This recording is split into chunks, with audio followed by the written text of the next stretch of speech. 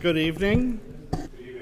We'll get started. I'm David Grant. I'm your mayor, and I'd like to take this opportunity to introduce our council members. Councilmember McClung, Councilmember Scott, and Councilmember Holmes. All right, and Council Member Holden could not be here tonight. She's out of town. So, and with that, I would also like to have staff introduce themselves, and you can give us your title and tell us what your job duties are. And we'll start over here with Matthew and kind of work our way around.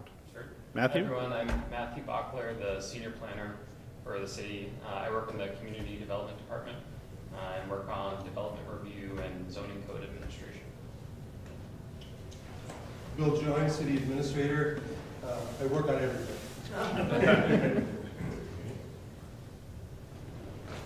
Who's next? Dave Crawley, Director of Finance and Administrative Services, so I deal with the finance and administration part of the city. I'm Sue Polka. I'm the Public Works Director and City Engineer. So projects, construction, that's it. I'm Julie Traba, the Deputy City Clerk. So I deal with getting council packets ready and helping council with whatever they need, and also with business licensing and rental agreements, that sort of thing. Did we get everybody? All right, thank you. The first item that we're going to start off with is TCAP. And for most of you, it's been a topic for the city for quite some time now. In terms of timeline, the Joint Powers Agreement was signed by the city and Ramsey County in November of 2012. And basically what that did is it established Rice Creek Commons as a joint project between the city and the county working together in a partnership. And that kind of arrangement is truly unique, especially on the scope of 427 acres worth of redevelopment. And the city was in charge of the planning. The county was in charge of the remediation. In November of 2015, the county completed the environmental cleanup. In May of 2016, the Joint Development Authority, that's the governing body for the joint venture, selected Alatus Arden Hills LLC as the master developer. And in December of 2016, the city approved a master plan, and that we had a master plan, but it was slightly adjusted and proposed by Alatus LLC. So that brings us pretty much to where we are today. But let me put a little meat on the bone here with some of the elements that were included. The elements that were important were well-defined neighborhoods with architectural diversity, a wide variety of housing options to serve young professionals, empty nesters, and seniors, abundant parks and open space, trails to provide convenient and safe pedestrian access to commercial areas and other site amenities, as well as high-quality retail and entertainment. As part of this, the city has the opportunity, by way of the agreement with the developer, to have a 1.6 acre site on the property for civic use. In June of 2017, the city hired HGA, a Minneapolis-based architectural firm, to complete two tasks: to complete a physical and programmatic assessment of City Hall and Public Works to determine if existing facilities were adequate to support city operations as Rice Creek Commons develops, and to facilitate a community engagement process to develop a conceptual design for the civic site on TCAP. So when I say civic site, could it be a city hall? Yes. Could it be a community center? Sure. Could it be a library? I suppose it could. Part of that community engagement process is for you to have input to tell us what that 1.6 acres should be. just what do we as a city value. HGA has begun work on assessing City Hall and the Public Works facility. Planning for the TCAP Civic site is expected to commence following the completion of a development agreement with Alatis Corporation. So where we're at right now is the county owns the property. We've chosen the developer, but the developer has not purchased the land. So that's what we mean when we talk about a development agreement. So it's a critical piece that needs to be completed going forward.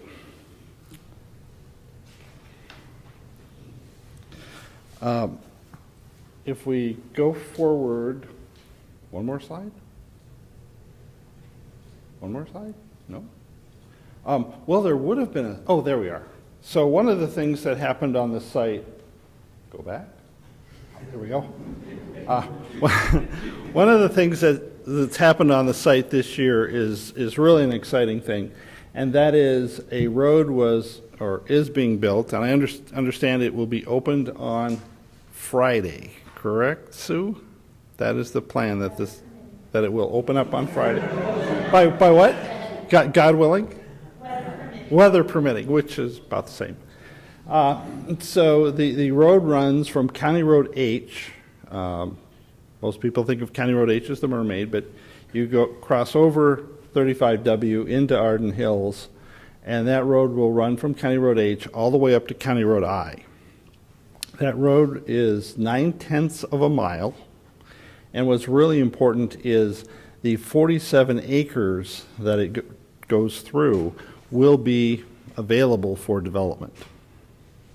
So, and I would be remiss somewhere in these slides if I didn't say that there's a major proposal out there, Amazon, that a lot of cities are vying for.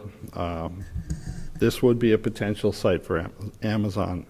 That 47 acres, maybe even more than 47 acres, but there's a number of cities around the metro that have submitted their sites. The sites will go to Greater MSP and Deed, and they will work to craft a proposal for the state of Minnesota for Amazon.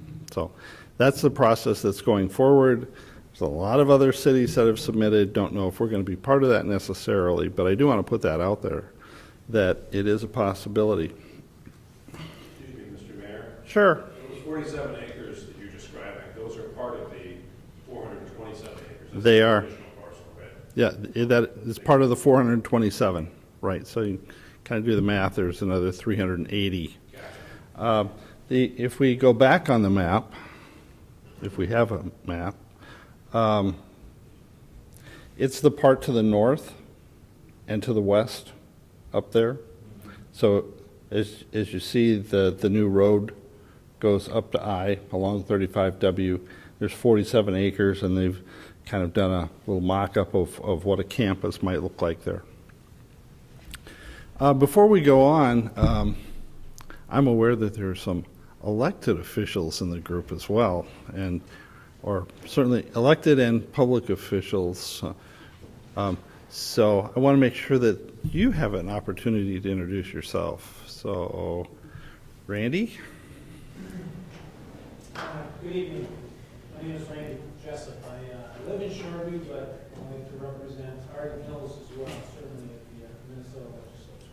So it's good to be here tonight. Thank you.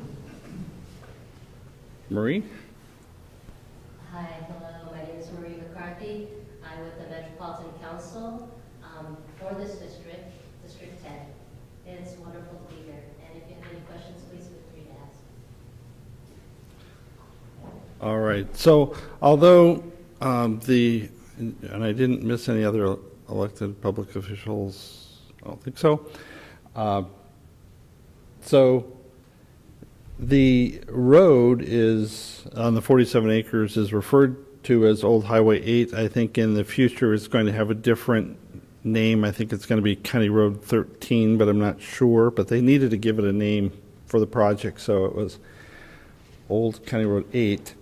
That intersection has been totally redone. You're probably all familiar with the roundabouts that are up there, along with the reconstruction of the bridge over Highway 96 and 35W. Those two major intersections really position TCAP to move forward. So pretty exciting to have 47 acres with the ability to move forward. And the other acreage can obviously move forward as well, but there isn't a road through it at the moment. But in 2018, can we get to the, okay, here we go. Anticipated next steps. Obviously, the Thumb Road is in 2017, expected to open on Friday. 2018 will be the design of the spine road and trunk utilities. Actually, we should call that the Boulevard Road. That runs from County Road H to County Road 96. That'll be in 2018. In 2019, there will be construction of that road and the utilities. Some development is also possible on the site in 2019 as the roads are being developed. And certainly in 2020, private development would then begin. So I know there are people here in the audience who are interested, when will there be something available? When can I move there? That's the anticipated schedule. My guess is the downtown, if we can go back a slide.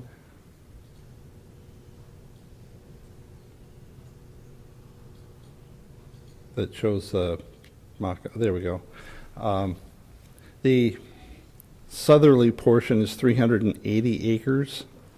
You'll see a strip of white that runs east-west. That is essentially the downtown section, and the developer anticipates that would be one of the first areas to be developed.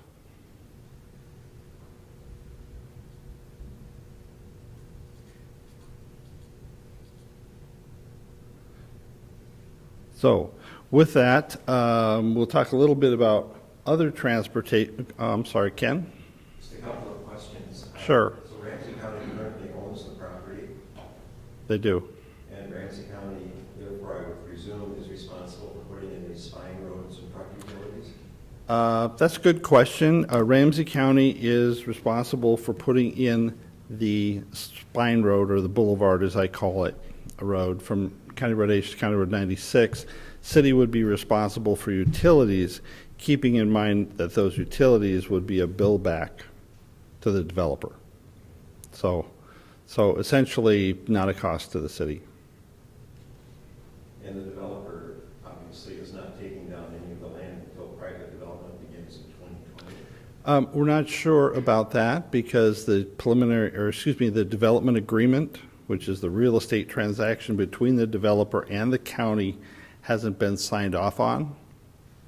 So when that happens, then we'll know the answer to that. It would seem logical that they would take it down in chunks, but not necessarily so. Keeping in mind that the 47 acres to the north is already ready. It's got a road through it and utilities, and it's got a trail, and I think a trail and a sidewalk. Just a trail up there. And they'll finish a roundabout on County Road I to complete that whole section. So to answer your question, Ken, yeah, that could easily be spun off early if there were someone that was interested in it. So until that agreement is ironed out between the county and the developer, we really don't know the answer to that question. All right, we'll have lots of time for questions at the end, but at this point I want to introduce Councilmember McClung. He's going to go over some of the other transportation projects that we've had and will have. Dave?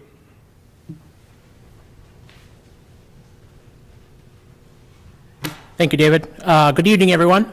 I appreciate you taking your time after 2 days of rain on our first nice night, and a nice night with a Twins game, to come out and hear about what's going on in Arden Hills.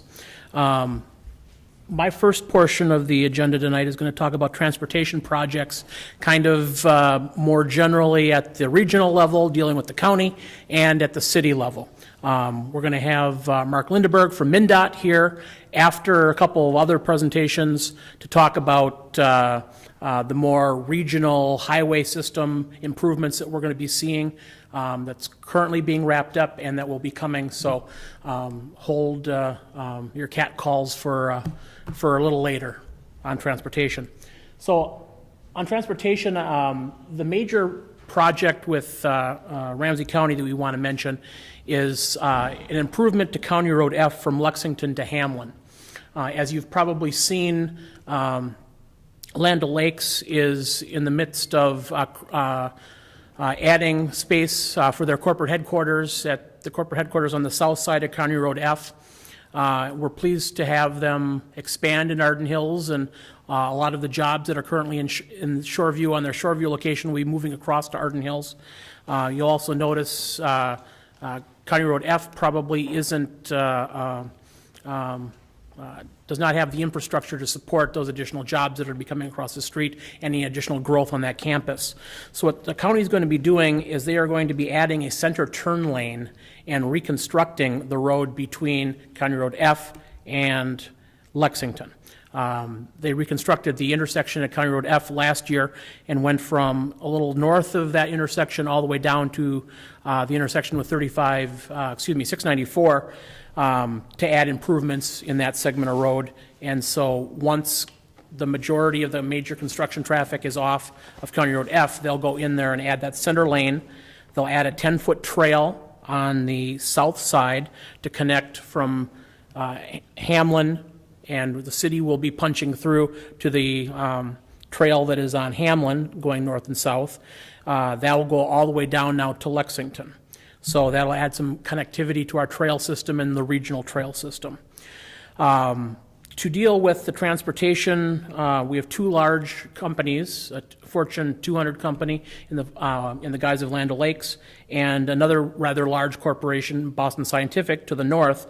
The county is going to be adding a signal at the intersection of Innovation Way, which will be right across from the new entrance, the major entrance into Land O'Lakes.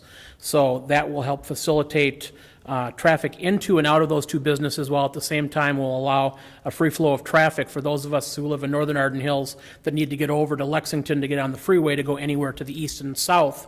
That will deal with that new traffic that we are going to have and deal with it effectively. That's planned for 2018 construction. So while it may be slightly painful next year to get through the northern half of town over to 694, when it's done, it's going to be very nice. Next slide, please.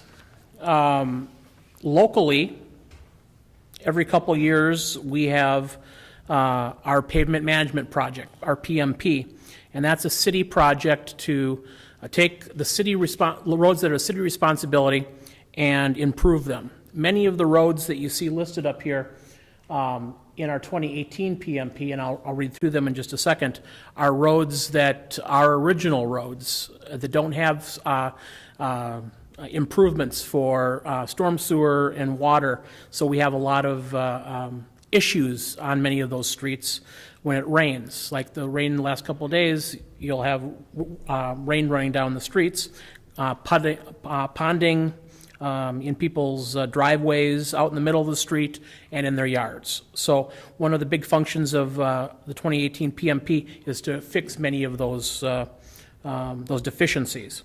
The city is proposing a pavement improvement in 2018 to reclaim roadway on Brewberry Lane, Park Shore Drive, and Wedgwood Drive. All three of those streets currently have sewer and water and gutters, so a reclamation project costs less than a total reconstruct. A reclamation project is basically a mill and overlay on steroids. You mill off the top, you go down a little bit into the subbase, you grind it up, you put it back down within the curb and gutter, and correct me if I'm wrong, Sue, where there is need to make some corrections to the curb and gutter, that will be done as part of that project. Okay, that's confirmed. So basically, that project will improve those streets. We want to catch our streets before they deteriorate to the point where they have to be totally reconstructed. If they have to be totally reconstructed, there's quite a cost increase by having to go in and solve some of the subsurface problems. So if we can catch them early and do a reclamation project, it's a benefit to the taxpayers of Arden Hills, it's a benefit to the residents that live on those streets. However, there are some streets that have never been fully reconstructed from when they were first laid down and don't have some of the infrastructure that's needed to convey water and to deal with stormwater management. And those streets oftentimes need to be fully reconstructed. So we have a large number of streets up in the Floral area mainly that are going to be fully reconstructed in 2018. We have Floral Lane, Gale Circle, James Circle, Norma Circle, actually it'd be Floral Drive, Gale Circle, James Circle, Norma Circle, Indian Oaks Court, and Indian Oaks Trail. These are scheduled for full roadway reconstruction, which will include curb and gutter, water main replacement where needed, sanitary sewer repairs, and storm drainage improvements. As I mentioned, residents up in that area that have talked to me and came in and talked at the most recent council meeting where we accepted the feasibility study for this project. Most of them discussed water issues and needs to improve those water issues. This project will fix those issues and hopefully lead to lasting improvements in those neighborhoods going forward. So we have a lot on our plate city-wise next year. If you live one of these affected neighborhoods, there'll be a pre-construction meeting where the city will provide you additional information. Sue Polka, our city engineer, public works director, is an excellent source of information. We will have someone on site that you can contact with issues. There's a newsletter that will be going out to those affected residents talking about when you can expect things.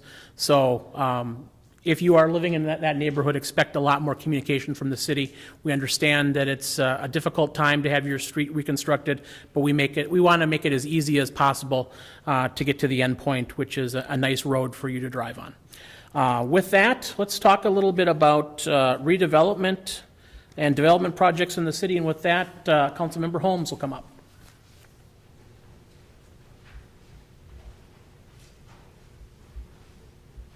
Good evening. I'm Fran Holmes. It's good to see so many familiar faces here tonight. Thanks for coming. Okay, I'm going to talk about what's going on in current Arden Hills. You've heard a lot of exciting projects, what we're planning for TCAP, but this is what's going on right now in our city. First of all, as was mentioned earlier, Land O'Lakes. Land O'Lakes has begun construction on a new 155,000 square foot building in Arden Hills. It's going to be a new corporate campus, and this corporate campus will include a fitness center, a wellness center, a child care, credit union, and conference center. So Land O'Lakes is going to be moving into the Arden Hills facility approximately 900 employees from Shoreview that'll be part of their campus expansion. And at the end of the expansion, they plan to grow to about 2,100 employees in Arden Hills. So that's great. So the top image here shows what the completed project will look like looking from County Road F. And the bottom image shows the completed building with the interior courtyard campus looking north. And the interior courtyard is what consolidates the old building and the new building together as one corporate campus. So currently, construction is approximately 50% complete. And here's some pictures of what's going on right now. Window and siding installation will be completed in November. And then interior work will start from the top floor and work its way down. Land O'Lakes anticipates that everything will be done and people will start moving into the new building in spring of 2018. And they will also be renovating their current building, because this is a new building. They already have a current building, and that building will be renovated to accommodate the people moving in and updating it as well. So that's what's going on with Land O'Lakes. Next thing we'll talk about is Lexington Station. All of you are familiar with Lexington Station. Roberts Management, who is building Lexington Station, has been approved for Phase 2 of the Lexington Station project in April of 2017. This is on the corner of Lexington Avenue and Red Fox Road. There are 3 phases. You're looking at Phase 1 that has been completed in 2013. That's at the old Blue Fox restaurant site. There are now 8 tenants in there, including the Starbucks, Potbelly, and My Favorite Noodles and Company. Phase 2 includes renovation of the adjacent property, which is behind this building, 1120 Red Fox Road. It will be a 17,000 square foot multi-tenant building, which will have similar architecture design as in Phase 1. So you'll have the brick look with the distinctive turrets as illustrated here as also. So right now they're working on a larger parking lot will be constructed between the 2 buildings, which is welcome because it was a little tight in there before with so many, because Lexington Station is so popular.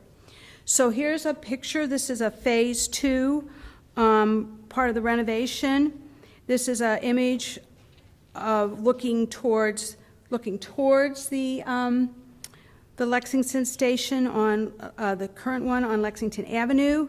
The Phase 2 will be finished in around 2018 as well.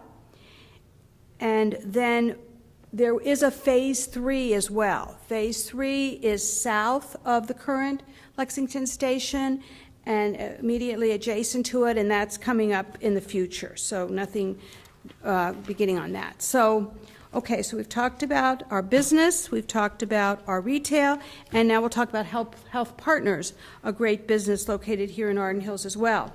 Health Partners is building a 8,500 square foot addition to the current medical clinic, which is located at 3930 North Woods Drive, and that was approved in May of 2017, so that's their current, what the current one looks like. The expansion will allow Health Partners to have more primary care providers and as well as specialty providers and improve their urgent care. So that will, all that will be located in Arden Hills as improvement. And so this is what's going on right now.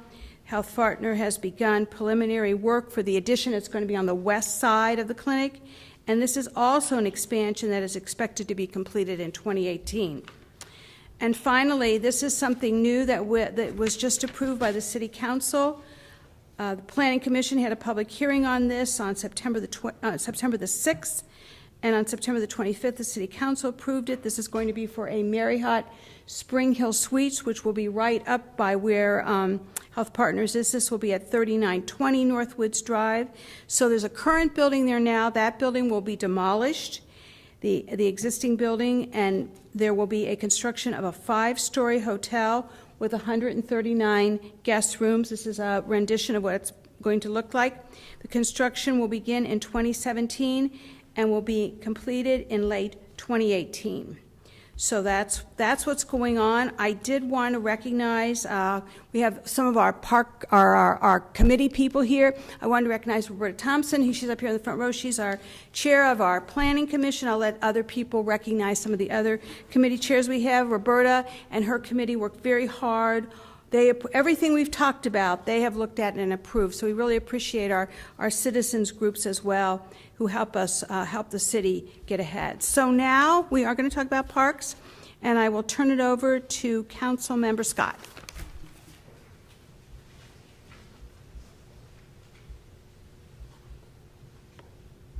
Thank you, Councilmember Holmes.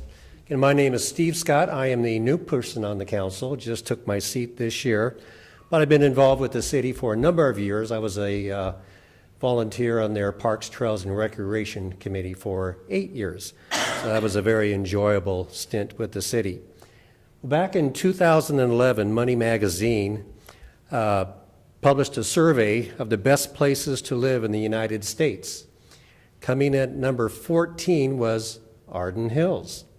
So if you recall, Minnesota has 300 organized cities, and Arden Hills placed number 14 in the entire United States.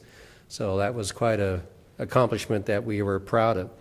The rationale Money Magazine used to award that distinction was we had a top-rated school system in our district. We had easy proximity to downtown Minneapolis and St. Paul.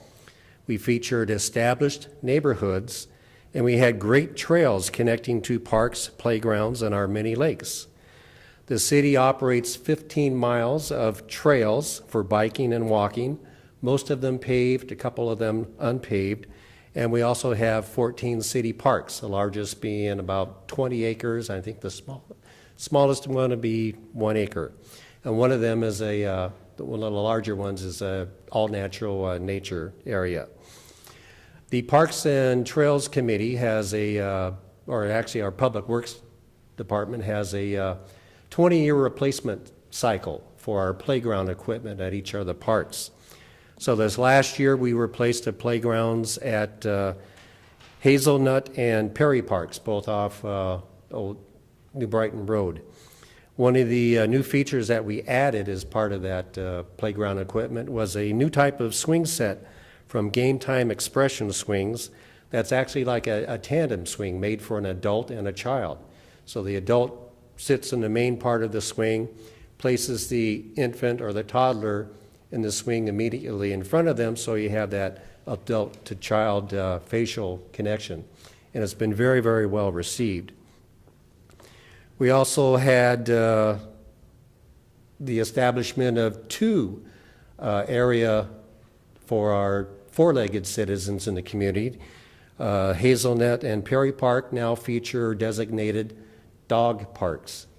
So in Hazelnut, that would be the old hockey rink area to the right as you come into the park. And Perry, it's the former ball field number 4, which was the last ball field on the left as you come into the park. And once a year, the city has organized Bark and Rec Day, rhymes with park and rec, but it gives the opportunity for the residents to bring their canine family members in, and they run around circles in the dog park. There's some treats that some of our sponsors bring. I think one year's we had the Arden Hills veterinarian come out and give some quick checkups. So the second annual Bark and Rec was held this summer, which I attended, and it was a very enjoyable day.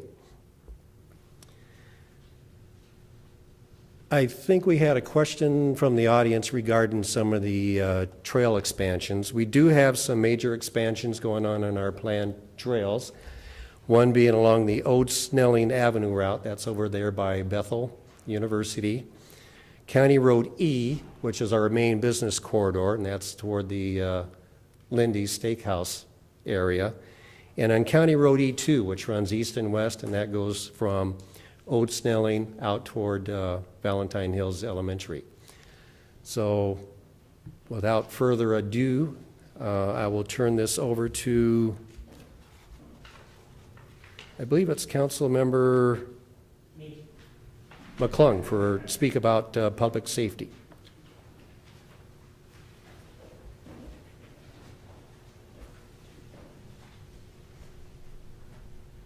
And I'm back. And I'm here, if I can get to my slide, to talk about public safety. 2 functions that any city, 2 of the most important functions that any city has is to provide police and fire protection for its residents. And we are lucky here in Arden Hills that we have 2 excellent partners in Ramsey County Sheriff and the Lake Johanna Fire Department in providing our public safety services here in Arden Hills. Many of you may be aware that the city of Arden Hills does not have its own fire department or its own police department. We contract for public safety services with the Ramsey County Sheriff's Office, with I believe it's 7 other communities, and with the Lake Johanna Fire Department with the cities of Shoreview and North Oaks. In doing so, we can provide services to our cities, greater level services for our cities as a larger group than anyone could by themselves. So it's one way that we have always taken your tax money and provided excellent services while at the same time trying to minimize the amount of your tax money we need to provide these excellent services. Throughout the year, citizens are able to attend different events to familiarize themselves with both our police and our firemen. Some of the events include the Night to Unite celebrations that go on at the beginning of August every year in your neighborhoods. Coffee with a Cop, which is hosted by the Ramsey County Sheriff's deputies at either a Starbucks or a Caribou. I think the one in Arden Hills this year was at the Starbucks in Lexington Station. And Hot Dog with a Deputy, something that they're doing. They go out to a park and roast hot dogs and invite the citizens to come out and interact with the deputies. And this year, I believe it was or last year was in Tony Schmidt Park, our event here in Arden Hills. With the fire department, they all have an open house every year in conjunction with National Fire Prevention Week. I believe the Lake Johanna open house is this Saturday, up at Fire Station number 3 on County Road I and Lexington. So if you get an opportunity to participate in any of these events, please do. It's an opportunity for you to meet the folks that are providing your public safety services. Please thank them. They do a fantastic job. If you call 911 and they have to come out to your house, they are seeing you at probably the worst moment that you're having to deal with, and they do it with professionalism and dignity, and we are lucky to have them. We pride ourselves in strong participation in these events, and I would encourage you, if you get an opportunity, to participate. Next slide, I want to talk a little bit about, and some of you may be familiar with this picture on the left-hand side. That's Lake Johanna Fire Station number 1 down on Lake Johanna Boulevard. In 2007, late 2016, early 2017, Lake Johanna Fire Department decommissioned that fire station. This was a plan that was developed over the last 10 years. The fire department back in the early 2000s instituted a duty crew to provide firefighters at the station during the daytime hours to be able to immediately respond to emergencies, instead of the all-volunteer concept of them being paged, having to go to the station, pick up the truck, and then go to the emergency. During the day, for a number of years, we had a crew there waiting for the call, decreased our response times. Starting in, I believe, 2006, 2007, Arden Hills, Shoreview, and North Oaks and the fire department made a conscious effort to expand that duty crew to, at first, start adding hours in the evenings at high time times where there were high call volumes, expanded to the weekends, finally expanded to overnight. So as of, I believe it's a year or two ago, we now have 2 of our fire stations staffed 24/7, 365 days a year for those firefighters to respond to calls. With doing that, they also expanded the type of calls they respond to. Now, if you have any type of medical emergency, along with the sheriff's department showing up and a line is showing up to provide the ambulance and paramedic service, you'll also see the fire department showing up. And someone will ask, well, why is the fire department showing up? All of our firemen are trained EMTs. They are providing a level of service before a lineup shows up that is top-notch. We have had several instances of cardiac arrests where their intervention and their arrival on the scene with enough manpower to begin CPR and to carry that through when Alina arrived and was able to get that person then to the hospital quickly means that those people are alive with us today rather than not with us. So one of the ways we were able to decommission the station is with that duty crew, we now have enough coverage throughout both Arden Hills, Shoreview, and North Oaks that from the stations that are staffed, that they can get to any portion of either of those three cities from those two stations very quickly. You may ask, will your insurance rates go up because we've closed a fire station in Arden Hills? The answer is no. The duty crew can get to that portion of Arden Hills and any other portion of Arden Hills actually faster than we were able to when we had to tone people out to go to that station, pick up the rig, and get to the emergency. So just want to let you know that we have done what we can to increase the level of services, increase the number of calls we're able to respond to, and decrease our response times by going to that duty crew concept.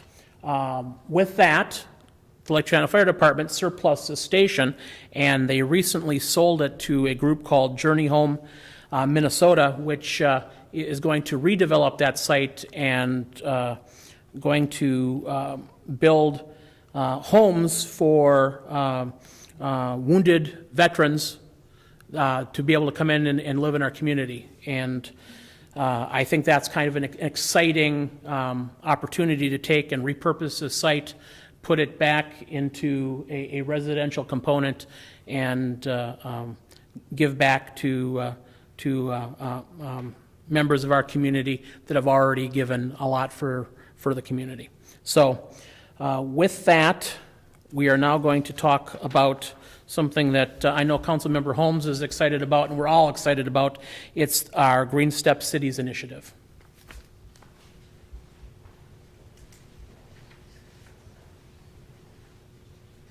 Thank you. I'm just going to briefly mention the Green Step City initiative that we are excited to have to start here in Arden Hills. A lot of the residents in Arden Hills are very interested in energy efficiency, sustainability, and so I've been receiving a lot of encouragement from residents I've talked to that Arden Hills is getting involved with this project. On the right, that's the logo for the Minnesota Green Step Cities, and it is also a sign, and we're going to be putting up this sign on Highway 51 Snelling Avenue soon to show that Arden Hills is part of this initiative. So what is it? It's a volunteer challenge and assistance program run by the Minnesota Pollution Control Agencies that helps cities achieve sustainability and quality of life goals and energy efficiency.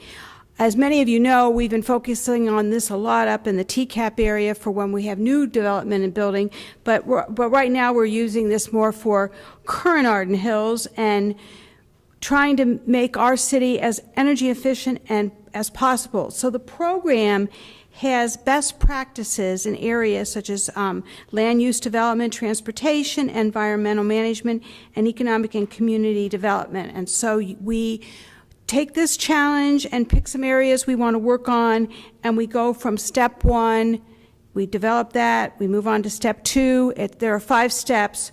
Currently, we are at step 1, so we're going to get started moving with this. And so we're looking at our best practices, and we do have a very busy staff, so it's hard for them to focus on some of our stretch goals when today we have so much going on. But anyway, that's our focus for within the next couple years. Hopefully we'll get to step 5 eventually. So thank you. Oh, sorry, yes. On Mayor Grant. All right, thank you. So next, I'm going to talk briefly about the Arden Hills Foundation. Back in 2012, a number of us, 3 of us actually, Arlene Mitchell and Fran Holmes and myself, we were talking about, the needs of the community, and there's obviously the city government, but there's a lot of folks out there that want to give back to the community, and Arden Hills at that point did not have a foundation. So the 3 of us proceeded to form a foundation, the Arden Hills Foundation. And as our mission is to connect the generosity of people with the evolving needs of the city in an effort to enrich lives and build upon the quality of life in our community. And city could actually be a small c, I suppose, because we don't necessarily mean city government, we mean the city, the community in which we live in. So the Arden Hills Foundation accepts tax-deductible donations for community projects. Let me give you an idea of some of them.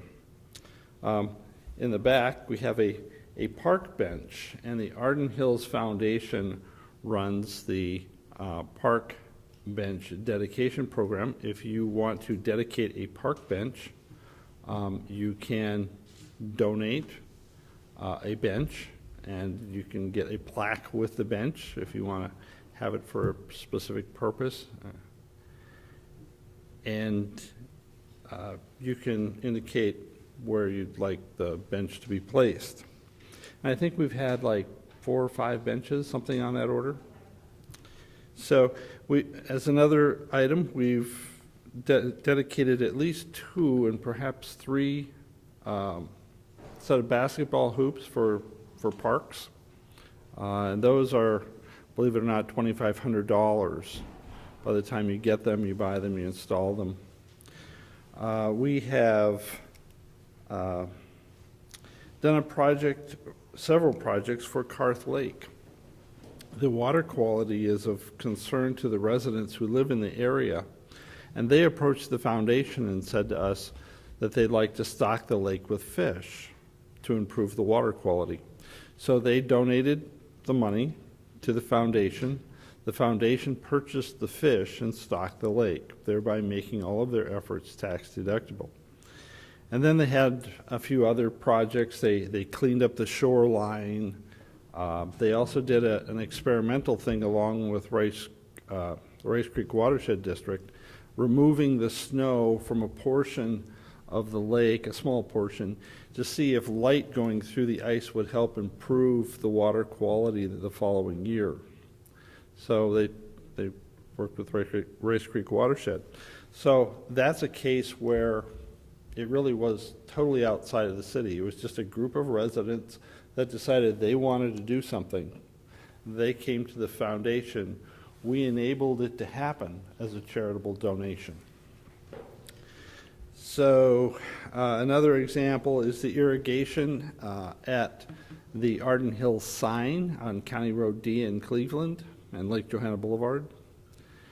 If you wondered why the grass is always so nice and green there, it's because that was donated by the Arden Hills Foundation. The donation came from Presbyterian Homes across the street. So in some cases, businesses have donated, and in other cases, individuals have donated.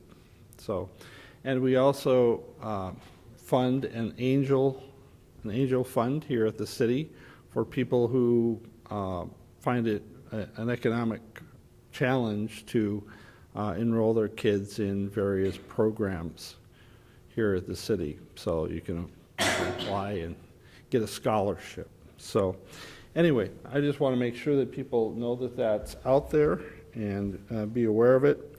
And you can, like I say, you can propose anything, I suppose, to the foundation as long as it's built upon improving the quality of life here in Arden Hills. So the Arden Hills Board currently consists of 4 people: Arlene Mitchell, Kim Tamble, Nick Roberts, and myself. So with that, we'll go to Council Member Scott, who has a presentation on Beyond the Yellow Ribbon.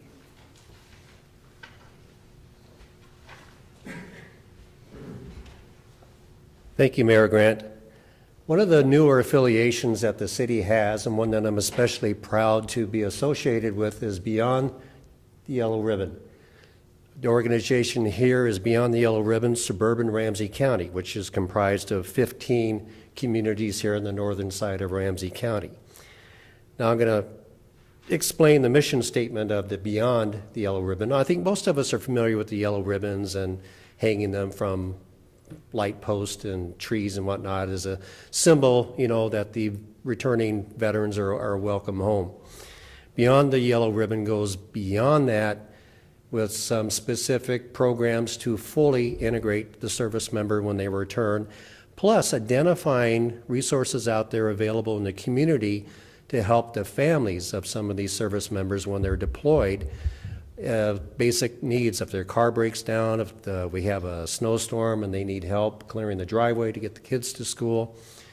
So to explain that, we have a short video clip that is presented by Command Sergeant Major Scott Mills of the Minnesota National Guard, and followed by Mayor Todd Larson of Farmington, Minnesota, Minnesota's first Beyond the Yellow Ribbon community. So do we have the video? As a leader in the Minnesota National Guard, the Yellow Ribbon Networks are our continuity for our soldiers and their families during the other 28 days a month that we don't have them. And most importantly, on deployments. What we are hoping for, what we desire is a community that embraces their soldiers and airmen when we're there or when we're not there, and takes care of their needs. Of course, it becomes very important during a deployment because you've got a family that's left without their provider, their father, their mother.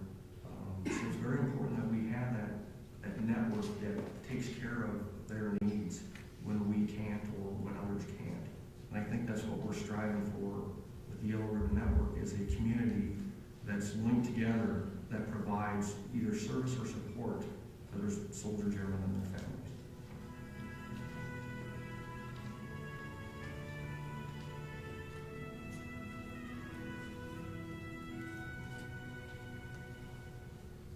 They have really stepped forward and come together to take care of our soldiers and airmen and their families.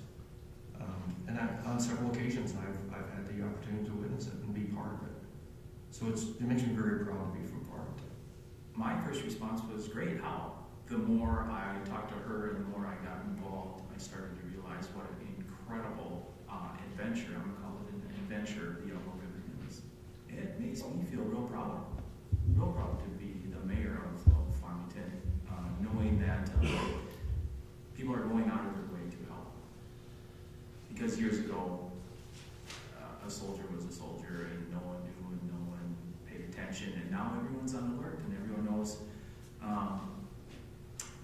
what families need, what, and they're willing to step up and help. It's really neat.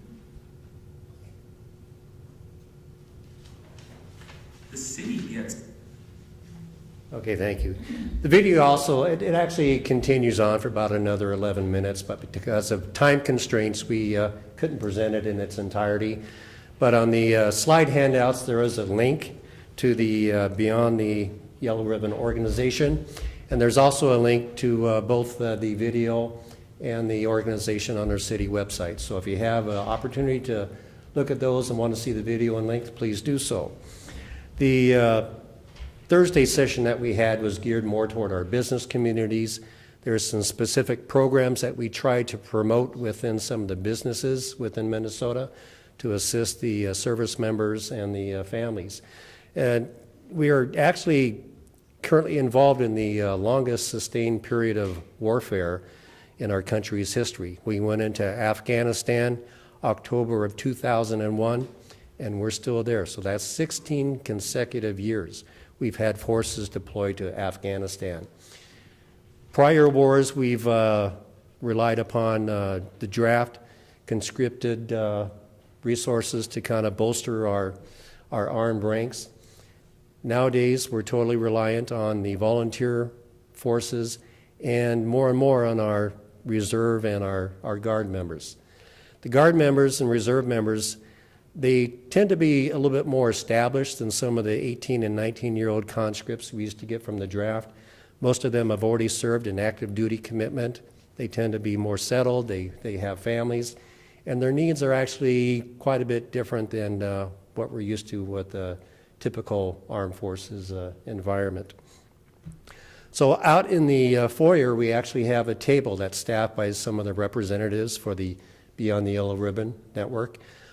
Terry Lynn Eggert is the chairperson out there.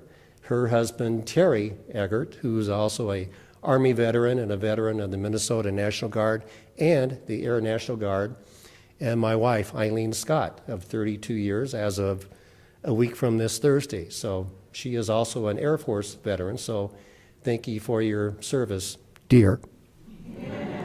But one of the recent activities that we did, we were attending the Irondale High School Music of the Night, where they bring all the marching bands from around the state and have a program. It's a competition. So they have a program that starts in the afternoon, extends until darkness. But we had a cutout from there to run down to Minneapolis St. Paul Airport to greet an honor flight.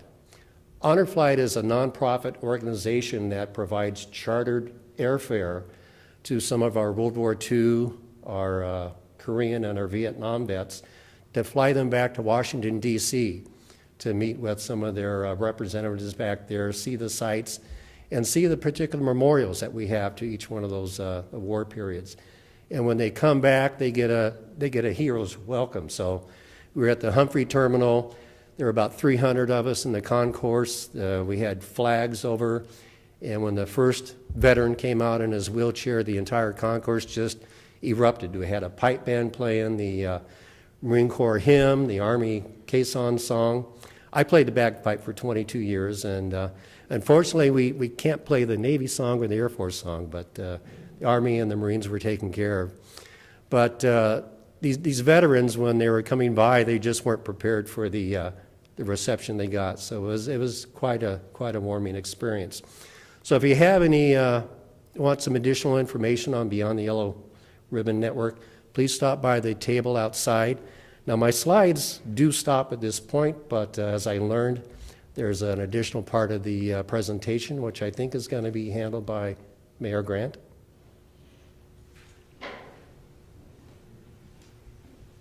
Nothing like putting the boss on the spot.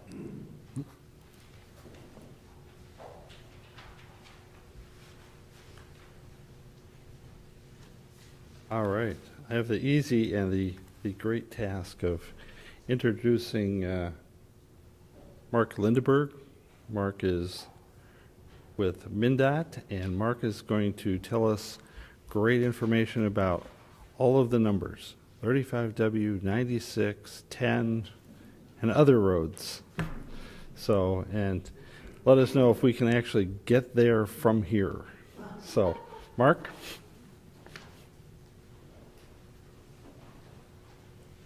Thank you, Mayor. I am Mark Lindeberg with the Minnesota Department of Transportation, and I am going to talk about some projects that have occurred that are nearing completion and some that are upcoming. So the first one is one that you may have had to experience for the last 2 summers, 694, reconstruction and the addition of a third lane between Lexington and Rice Street. That project has been ongoing, like I said, for the last 2 summers. And from what I understand, it is slated to be done likely by the end of the month, weather permitting, to run in a theme with Miss Polka. So that hopefully will be open, all 6 lanes, and we can then start to enjoy all of that.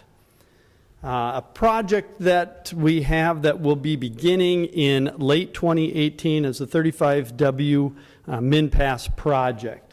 It starts on 35 just north of Highway 36 and runs up to north of Sunset Boulevard up in Lionel Lakes. As a part of that project, we will be reconstructing all of the pavement.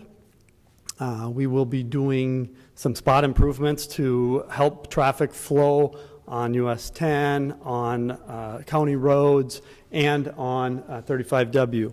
Right now, the project is slated to take 4 years of construction, so it will be a large impact to many, many people. But when you've got over 12 miles of roadway that is being reconstructed, it takes time. So we're going to be going on there. And the website, in order, if you wanted to see what's going on with the project and get into some of the details, is down there at the bottom of the slide.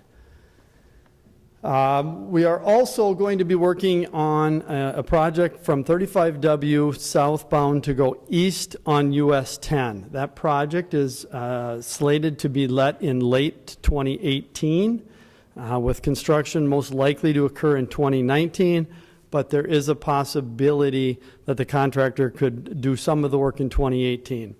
Once we let the project, it kind of goes to the contractor, and they'll have the flexibility to do what they want in 2018 or just wait until 2019. What that project is going to do is going to, like I said, it's going to add a second exit lane from southbound 35W to go east on US 10, and then it will construct a third lane on eastbound US 10 all the way down to County Road 96. I've got some pictures on there, and we'll go through each of those. So right there, you can see where you're exiting 35W southbound to head on to US 10 eastbound. So the yellow and the red we're going to be reconstructing. That will be the 2 lanes. The third lane will be coming from County Road 10 up and over the bridge and continue easterly. The bridge that does go over 35W is already constructed to be able to take those 3 lanes of traffic, so we don't have to do any work to that bridge. As you get over the bridge, kind of over in front of Schurer Brothers, you can see that we will have the yellow again, a little washed out here on this screen, but we'll have 3 lanes of traffic headed in that easterly direction. Right as you're entering into Schurer Brothers and out of Schurer Brothers, we'll be constructing a right turn lane so you can get into Schurer Brothers, and then we are going to construct an acceleration lane for Schurer Brothers vehicles to get up to speed before they merge into traffic on 96. It's just like it exists today in front of Schurer Brothers with the right turn lane and with the acceleration lane. So it's just going to get pushed out a little bit wider than it is today so that we can have an additional lane of traffic on US 10. As we move further east in front of Welsh's Big Ten, the yellow is the extension of the acceleration lane coming out of Schurer Brothers. It will also act as a right turn lane to exit to get to either Welsh's Big Ten or to get into Arden Manor. We are proposing to close the entrance to US 10 from Arden Manor and Big Ten area, and we would redirect that entrance down to the exit ramp from eastbound US 10 to get to County Road 96. So that is removing the access, direct access to US 10, but we would be providing access down to County Road 96. Then as a part of that, we will be constructing, we're proposing to construct a noise wall that would continue through that project up towards the exit from US 10 in front of Schurer Brothers. And I say we're proposing for the noise wall because that will go out to vote, and the residents will get to vote on whether or not the noise wall is installed or not. The schedule for that project is that the layout is with the city council. We have presented it to the council. There is going to be a public hearing coming up on the 23rd of October. And then city action, the city will need to either confirm or deny municipal consent in January. We'll have the noise wall open house vote in the middle, it's November 8th, and we're letting the project in July of 2018. And again, I mentioned that it's letting you there. Construction could begin in September, might wait until 2019, hence why I have the question marks out there on that slide. So that's all I have for construction projects. It's one of the first times I've come here and not had a whole bevy of them for you to really try to follow up your commutes, but I am around for questions after.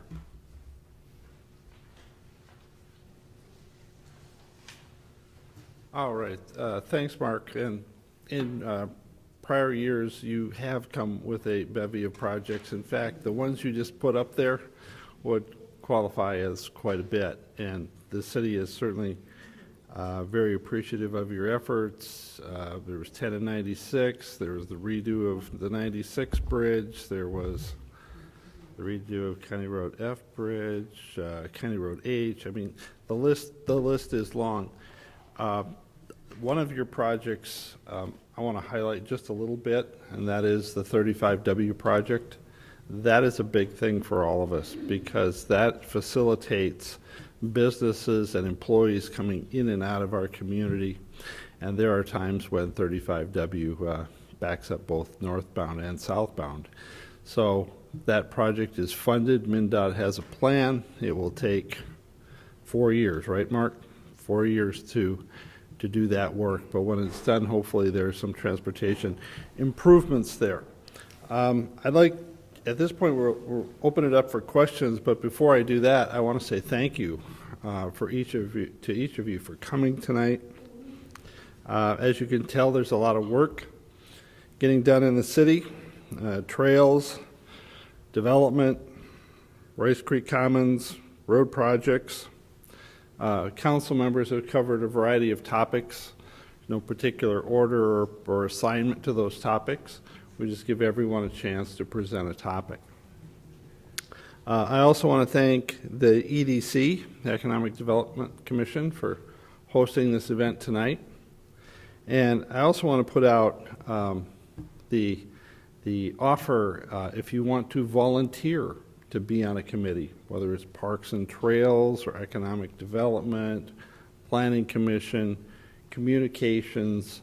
The city has a long list of various committees, and those committees help the council do our jobs. They are essentially the input from the city to the council, and they're really a vital part of city government. So if you want to volunteer, just give City Hall a call, and we'll certainly get you an application. With that, questions? Please.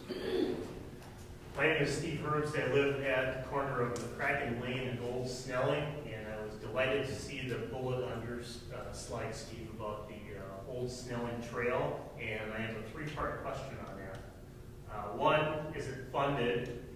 Two, can you shed any more light on when it will start and finish? And three, how will that trail be constructed? Will it be more pavement on the shoulder, or restriping, or just what's in store for that trail?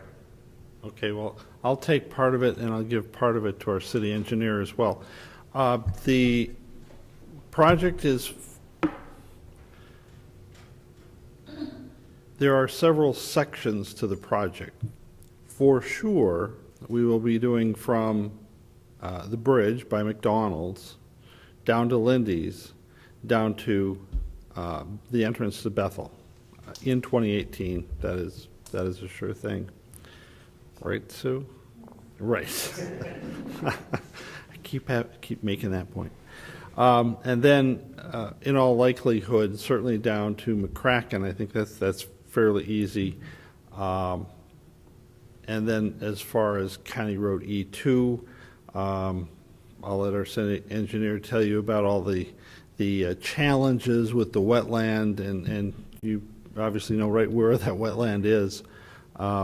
The portion to Bethel is funded from a variety of sources.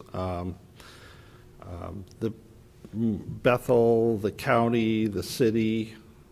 Okay, so that's an easy part.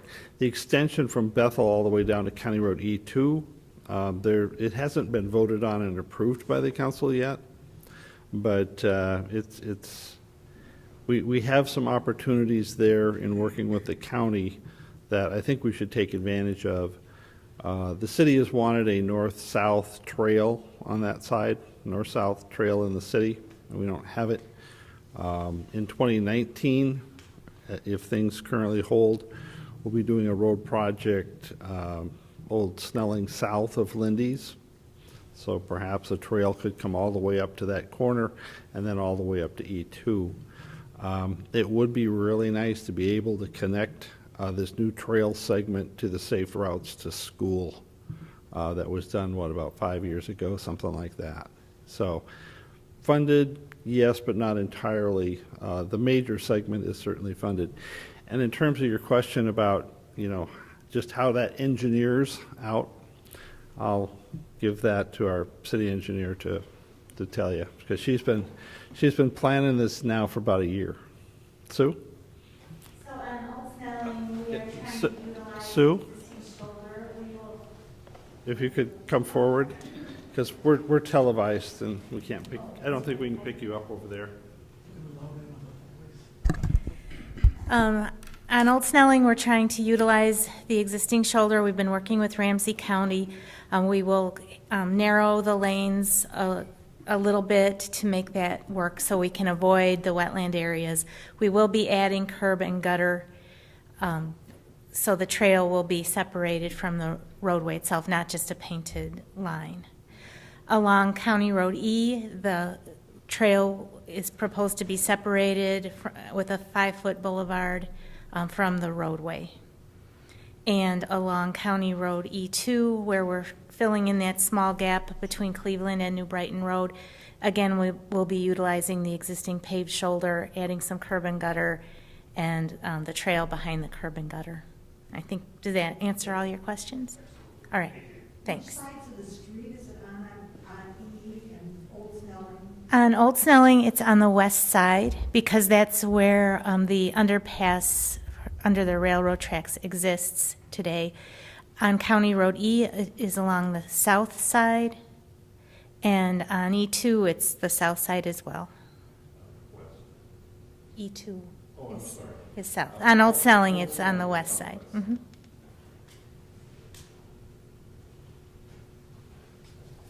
All right, other questions? Please. A question about TCAP. There was a deadline, I think, of May 31st for the master developer to sign. Is that correct? It was extended to sometime in October now? Is that a fair statement? The date, you're correct that there has been an extension. I think it was October 31st. Bill, do you remember the date? October 31st? Now, keeping in mind that the parties can mutually agree to extend that, but yes, October 31st. Was there a reason for that? And my other question is, with Amazon a possibility, is there some thought as far as what that would affect as far as the concerns of building the rest of the commons area? What would be the effect of that? Would it slow it down? Would it increase it? Has there been some thought to that? Well, the Amazon proposal itself is rather generic or rather broad. It desires 100 acres in one or more properties. So the state is coordinating one proposal to take to Amazon. And we're going to have to work with DEED and Greater MSP to see if this site is one of the sites, or I suppose potentially it's large enough it could be the only site, but I don't know that that would necessarily happen. But to your question, what if Amazon was one of the tenants there? Would it impact the rest of the development? They plan over the next 10 to 15 years to hire 50,000 people in whatever metro area they choose. The metro area would have to, for them, would have to be at least 1 million people or more. So you can't be, New Prague or something like that, right? You have to be in the metro, educated workforce, et cetera, et cetera. There would be some impacts, that is true. Now, to what scale, don't know. It is a project which is so big in scale, it's hard to get your arms around it, really. It's 8 million square feet of office. So we're talking jobs that are on average in excess of $100,000 a year, times 50,000. The build-out of the campus would be in excess of $5 billion, okay? Again, one or more sites. So it's very attractive in the sense that you get high-quality, high-paying jobs in your community, and that's why it's so sought after. You probably saw, if you were watching the Today Show about a week ago, the mayor of, I think it was Tucson, actually sent a 20-foot cactus as a donation, as free, to the CEO of Amazon as a way of saying, oh, we're going to propose. I mean, the stories that are out there are yeah, there are mayors who've gone out there to stand next to the building to get pictures and all kinds of things. So it makes sense since we have the acreage and we have the we meet a lot of the things that they want. We have the proximity to major arterial roads, 35W and 694. You can go north, you can go south, east, west. They want an educated, highly educated, very skilled workforce within a 20-minute radius of Arden Hills. There are 70,000 college students. So we have the education, we have an opportunity for them that I think is kind of unique in the marketplace in the sense that it's so much acreage and yet it's so close to a major metropolitan area. And that really wouldn't have come about except for the unique scenario of the military divesting themselves of that portion of TCAP. So we're going to have to stay tuned on that. I've heard that the deadlines to Amazon are due by October 19th. That's a relatively short time frame. And I think at this point they're looking at it from a 40,000 foot view. And the thought that's out there is they'll probably take that list of submissions and boil it down to a short list and then dive down into the details. Will Arden Hills be part of that? I hope so. I like to think so. How much of it? Don't know. So it just seems it would skew the design up quite a bit of the commons area if you had to give up 60-some acres, and yet the developer, would he be going, more concept towards Amazon in his thoughts? Or so, I mean, there's a lot of things, that complexity in this. yeah, I can't really speak for the developer. I know you can't, just but one of those things, would Lux still want to be a developer, or would he give it up? Oh, no, I think if, no, he wouldn't want to give that up. I think I can speak for him on that particular one. No, he wouldn't. No. But, so, no, if you had that many high-quality jobs in the area, it would help out the residential, it would help out the other businesses that would go in. It would be a good deal for a developer. I will say that in the Rice Creek Commons zoning, there is 100 acres worth of commercial property. So it is there in the plan. Now, I guess the question might be, do you want a sole tenant, right, versus a number of smaller tenants? I would propose to you that the internet is not going away. I'd also propose to you that selling products on the internet is not going away, and that they are dominant in that market, and it's not only are they dominant, they seem to be hurting some of the other retail establishments, the brick and mortar, at least anecdotally. That's what you hear in the press. So. But there is 100 acres of commercial property already zoned out there. So it's not like we would be robbing from part of the residential or robbing from the downtown. Now, would Amazon want the configuration to be exactly the same? Don't know.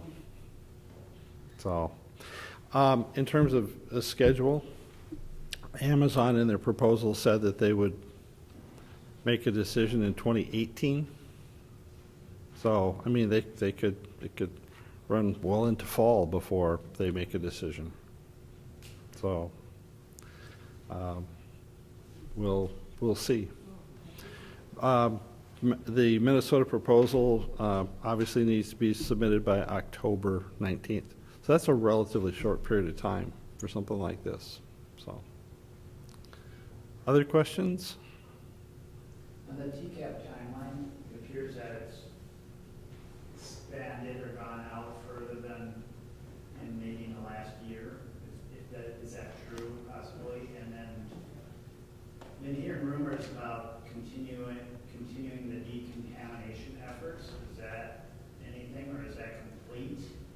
Or is that any reason why this timeline has gone out further? Well, the entire parcel has been cleaned to residential standards, which is the highest standard you can clean to. However, deep down below in the groundwater, there is still various chemicals that were used in the manufacture of ammunition.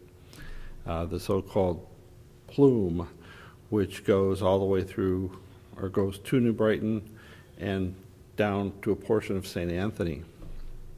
Currently, New Brighton treats their water, and it's the responsibility of the Army, since they were the ones who polluted the property, to clean up that deep groundwater.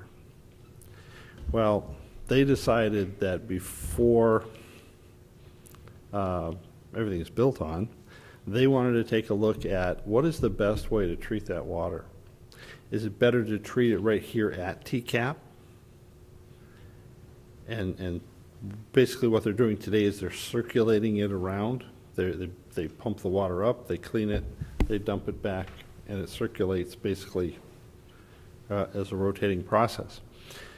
Or is it best to say, no, that's not the best way to treat it. Go and treat it just in New Brighton and St. Anthony at the source in which it's used. Or is it best to do it in a combination of the two?